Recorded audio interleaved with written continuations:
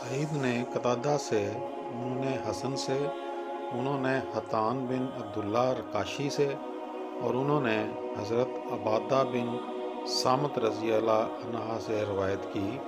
انہوں نے کہا، نبی صلی اللہ علیہ وآلہ وسلم پر جب وحی نازل کی جاتی تو آپ پر اس کی وجہ سے تکلیف کی کیفیت طاری ہو جاتی تھی اور آپ کے چہرے کا رنگ تبدیل ہو جاتا تھا۔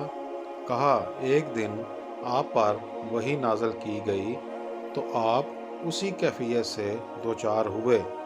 جب آپ سے یہ کیفیت دور ہوئی تو آپ صلی اللہ علیہ وآلہ وسلم نے فرمایا، مجھ سے سیکھ لو، اللہ نے ان عورتوں کے لیے راہ نکال دی ہے، شادی شدہ سے زنا کرے اور کنوارا کنواری سے یا کنوارا شادی شدہ سے تو شادی شدہ کے لیے سزا 100 کوڑے، پھر پتھروں سے رجم کرنا ہے، اور کنوارے کے لیے 100 کوڑے، پھر 1 سال کی جلا وطنی ہے۔